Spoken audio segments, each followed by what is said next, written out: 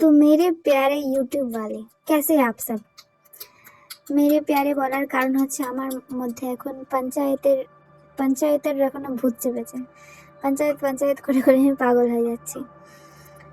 তো যারা বাড়ি থেকে দূরে থাকে তারা আমার মতো বুঝবে যে একা একা রান্না করে বাসন মেজে খাওয়া দাওয়াটা কতটা ঝামেলা। টেবিল অর নট, এনিওয়ে, মাকে ছাড়া থাকা, মায়ের হাতে রান্না ছাড়া থাকা যে কতটা কষ্টকর সেটা প্রত্যেকজন যারা বাইরে আছে তারা রোজ লাইফের সাথে সংঘর্ষ করে করে করে করে বাইরে ঘরে সব কাজ ছেড়ে মানুষ যে এতটাই ক্লান্ত আর ব্যস্ত হয়ে যায় বলাই যায় না। নিজের জন্য টাইমই থাকে না।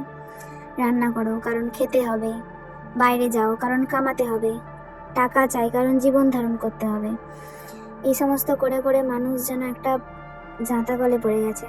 কাটছে না, এই তো কালকে পয়লা বৈশাখ পড়লো কি হ্যাপি নিউ ইয়ার হলো, যেন একটা এরকম গোল লুপে পড়ে গেছে, লাইফের লুপ। সকালে উঠছে, খাচ্ছে, কাজে বেরোচ্ছে, আসছে, রান্না করছে, বাসন মাজছে, খাচ্ছে, আবার ঘুমিয়ে যাচ্ছে।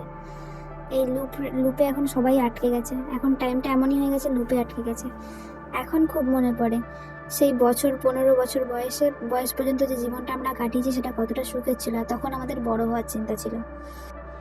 তো যারা বাইরে আছো তারা ভালো মন্দ করে খাও, ভালো মন্দ রান্না করো, বিকজ লাইফটা নিজের মতোই করে নিজের জন্যই বাঁচতে হবে। আর আমাকে কমেন্টে জানিও কোন কথাটা তোমাদের বেশি ভালো লাগলো। আজকের জন্য টাটা।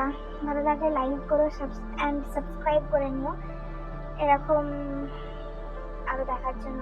বাই।